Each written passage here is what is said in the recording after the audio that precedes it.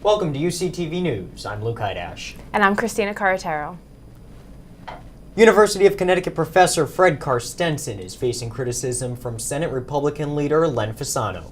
In a letter dated October 11th, Fasano wrote to Carstensen accusing him of political bias. The letter comes in response to Carstensen's comments made to the CT Post and Daily Campus regarding Republican gubernatorial candidate Bob Stefanowski. Carstensen, University of Connecticut spokesperson Stephanie Reitz, and the union representing Carstensen all say that Carstensen is protected under the First Amendment. The town of Mansfield is complaining about UConn students living in off-campus housing. A resident state trooper said his department had responded to 26 disturbance calls involving partying and loud residents. These calls have led to 4 arrests and multiple tickets given to students. This fall, UConn will be receiving the gift of music, quite literally. Longtime Jorgensen Theater patrons John and Jean Leonard made a donation that they hope will spark a deep interest in chamber music among students at the university. The two met at Yale University in the early 60s and have been going to concerts together ever since. According to UConn Today, Mr. Leonard said that giving students free access to chamber concerts will give them the opportunity to get acquainted with the richness of classical music. When we come back, we'll hear from UCTV News reporter Leanne Zana about the Wikipedia Edit-a-thon organized in honor of women in STEM. Stick around.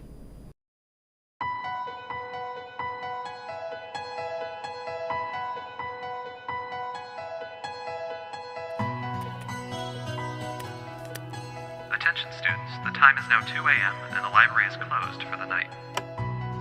Already? Hey Barry, we're gonna go tailgate for the football game tonight. Do you wanna come? I can't. I have to work at the hospital tonight.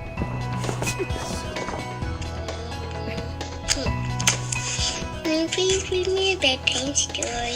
Oh, honey, I'm staying at school a little late tonight. Can you read me one before you go to bed? Yes. All right.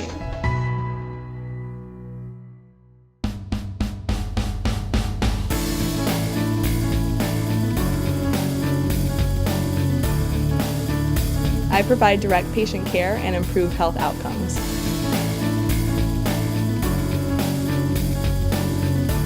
I teach my patients how to properly use their medication.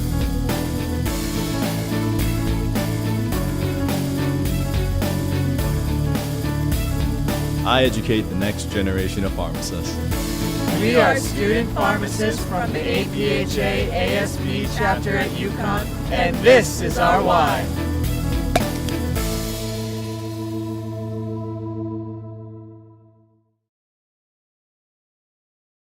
It's a great day to be a woman in science. The University of Connecticut is celebrating the accomplishments of women in the STEM fields whose online research is underrepresented.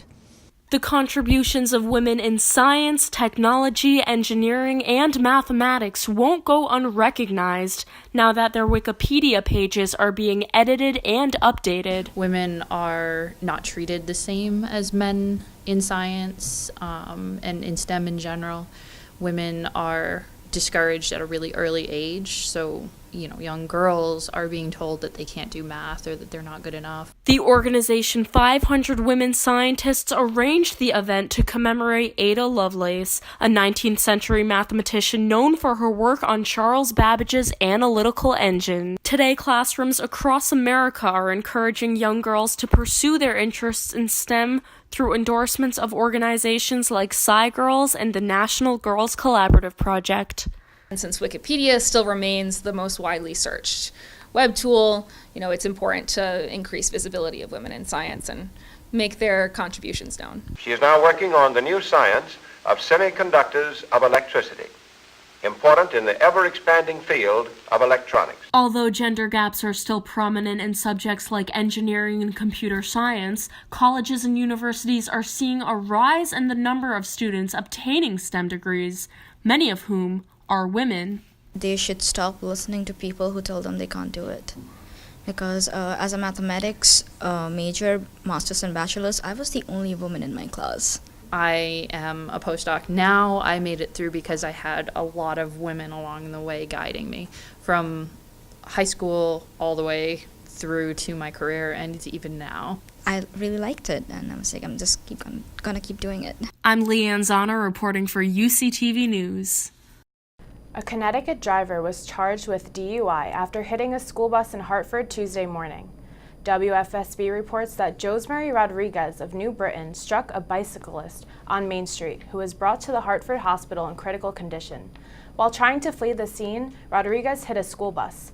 5 students suffered minor injuries and were transported to the Connecticut Children's Medical Center, but they are expected to be okay. Rodriguez was also charged with reckless driving, evading responsibility with serious physical injury, operating without a license, and interfering with police. The city of Hartford has voted to raise the age to purchase nicotine products from 18 to 21. According to WFSB, the vote was unanimous by Hartford City Council, and the law will go into effect next week, but cannot be enforced for 6 months. The city of Bloomfield is reportedly also looking into the change. On Tuesday, the Connecticut State Supreme Court ruled that notes and other belongings to the Sandy Hook school shooter Adam Lanza must be released to the public. According to NBC Connecticut, the court ruled 5-0 that these items are not exempt from Freedom of Information laws. It is not yet clear when exactly these documents and items will be released. Up next, we'll hear about the latest in UCTV sports. Stay tuned.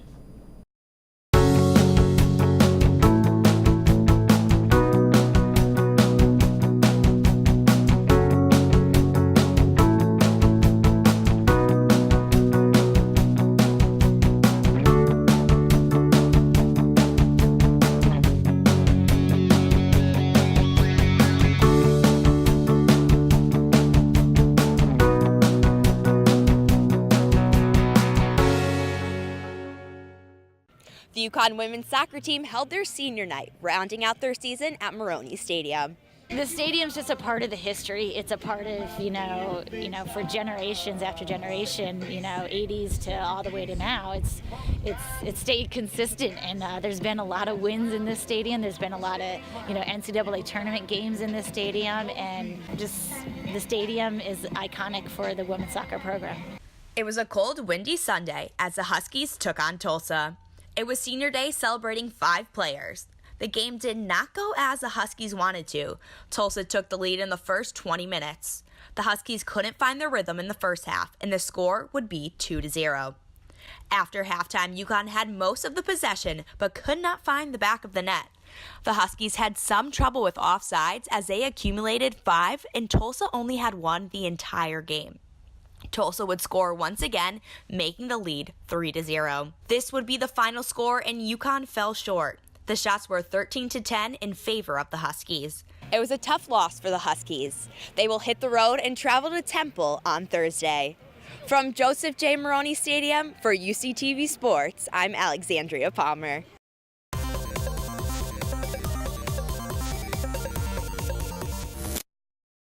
President Donald Trump said he plans to protect the country by defining gender as either male or female as assigned by genitalia at birth. According to NBC News, the birth-assigned gender would not be changeable later in life, and Trump says this is done to protect everyone. The possible decision would reverse years of pro-LGBTQ+ policies under the Obama administration. There is a caravan of migrants marching towards the United States from South America. President Donald Trump, affirmed by Vice President Pence, said that it is inconceivable that there are not Middle Easterns in the group. According to ABC News, there are 7,000 people in the group. Trump said he is prepared to declare a national emergency if the situation worsens. The Justice Department outlined a new campaign of information warfare by Russians that is meant to influence American midterm elections. The New York Times reports that the United States Cyber Command is targeting individual Russian operatives in an attempt to stop them from spreading false information. The New York Times also reports that this is the first known overseas cyber operation meant to protect American elections. And coming up next, we'll hear from student leaders who spoke to UCTV News reporters Kristina Carretero and Mike Cocciola about their sit-down with former FBI Director James Comey.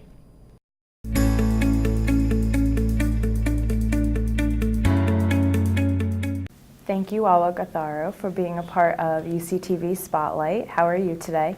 I'm great. Thank you for having me. Of course. So first, before we get into anything, I just want to ask about you. So what are you involved in on campus? What's your major?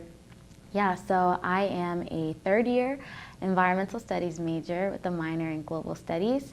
And on campus, I would say I'm involved in a lot. I think most prominently people would know about undergraduate student government. I'm the vice president.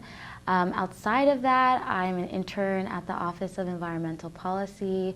And I just got an idea grant, so we're starting we started this coalition with myself and actually Conperg's head of hunger and homelessness, Abhishek Gupta, and we got funding to start a on-campus food pantry, and in conjunction with that, we started a survey to assess food insecurity on campus, which is the first one that's ever been done at UConn.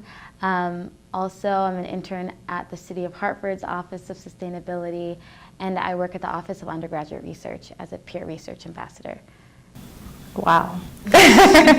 So I just wanted to go into the selection process for meeting Comey. So could you tell me a little bit about how you got the opportunity to meet with him?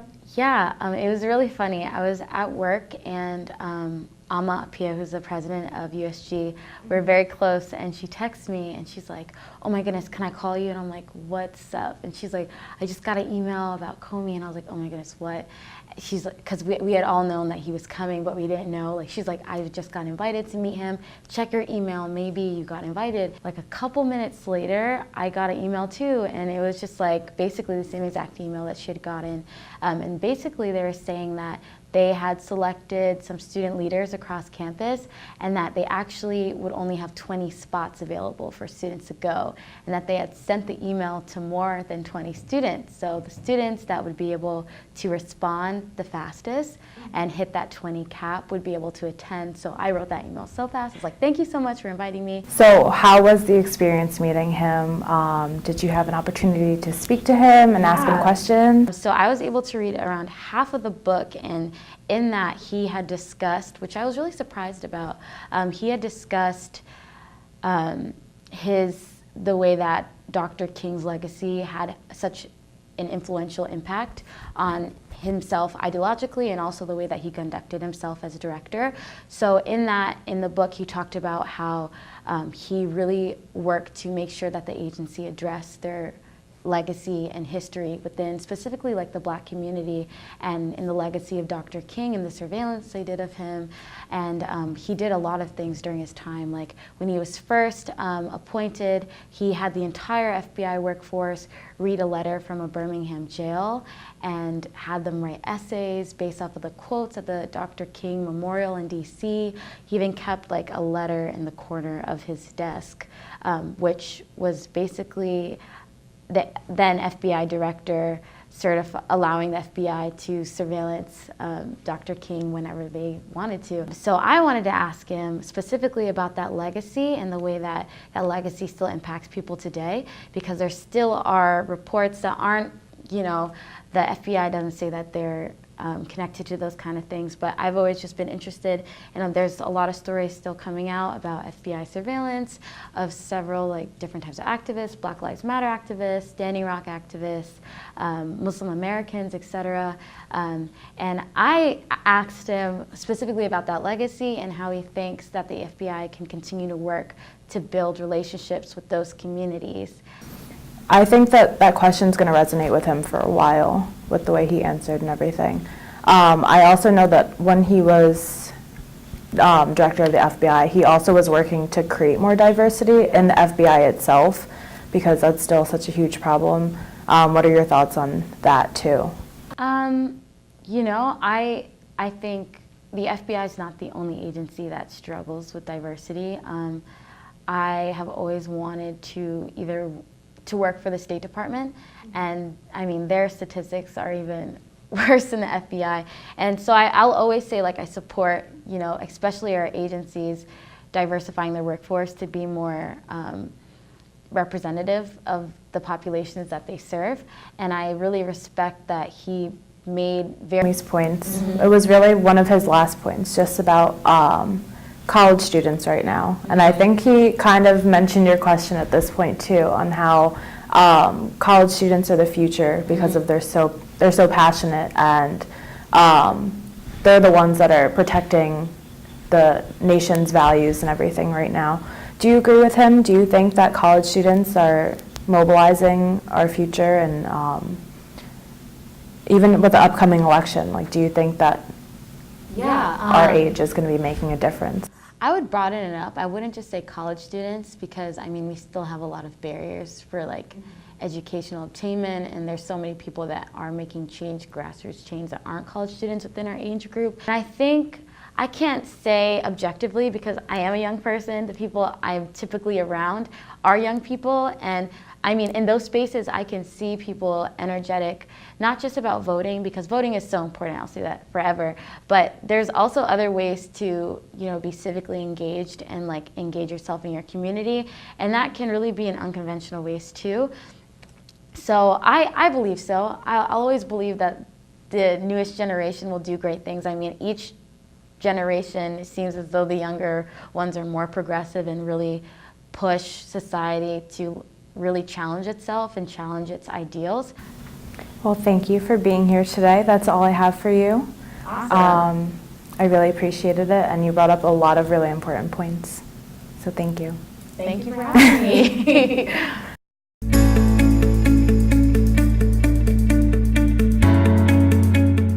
From UCTV News, I'm Mike Cochiola, and this is Jess Weaver. Hi everyone. Jess was actually at the James Comey talk, but more specifically, she was at the, what did you call it? The student speaker session. The student speaker session, and she actually met with Mr. James Comey himself. So I'm here to ask some great questions, and Jess is going to give us some great answers here. So, tell me about the talk.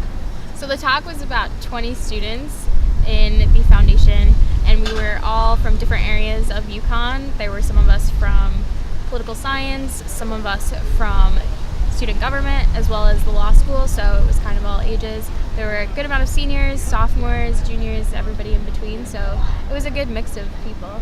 That's awesome. What kind of questions do people ask Mr. Comey? Was there an opportunity for questions? Yeah, so we all kind of asked different ones. I kind of asked him about his past. Some people asked him about his book. Other people pushed him on current issues, like what's happening with Saudi Arabia right now. So we had a good range of questions. That's really cool. Were there any questions in particular that stood out? Yeah, I think one of them, a student asked about the emails, and he was actually very adamant about us pushing him on those controversial issues and what he's probably known for in the controversial scene of politics. And one asked him about how he could write a book, The Higher Loyalty, or about ethical leadership, when the student himself thought he wasn't an ethical leader. And he really kind of pushed back and said, why do you think I'm not an ethical leader? And he said some of the decisions he made, and he said every decision and the way I went about the decisions I believe was ethical. Perhaps you disagree with the actual outcome of the decision, but I tried to be ethical in all the ways of my decision making, and I think that was a really interesting component of the talk. Right. No, that makes sense. What questions did you ask? Yeah, I am going through the senior thesis process right now, as some of you may know. So I thought I'd ask him about his senior thesis because I want to know how his life in college affected him now, because obviously I'm in that time right now, and I want to know how it affected me, you know, 30 plus years out. So he wrote his thesis on basically Christianity and politics, and he wrote it on a philosopher called Reinhold Niebuhr, and he's a huge fan of him. Actually, politicians from both left and right, Obama and some high-level Republicans have both quoted this guy. So it was really interesting to see how it's affected him, mostly how Christianity being a religion of morality, he says has been a real staple in his career as, you know, being a prosecutor all the way to FBI director. So I think it was a good way to understand where his morals lie, even stemming back all the way to 1982. Wow. No, that's definitely a long-reaching study. So, one final question. What do you think of James Comey now? Yeah, so I went in kind of ambivalent to him. I know he's pretty much disliked by both sides of the spectrum, if you want, but I think going in, I actually hadn't done much of my research before knowing he was coming to this talk, so I came in and I was skeptical about the decisions he's made. I thought the emails were at a weird time to be announced. I also, you know, was curious to see how he interacted with the Trump administration, and I came to really respect him, I think, if anything, as someone who tried to value independence in terms of having a 10-year span of a as FBI director, he needed to be independent of any administration, and I think that's a really good point. So everything he said was laid out pretty well. So in the end, I think I went from ambivalent to ambivalent respect. And that's all you can ask for sometimes. I guess. All right, well, thank you so much, Jess. Thank you. And thanks, UCTV. Thanks, guys.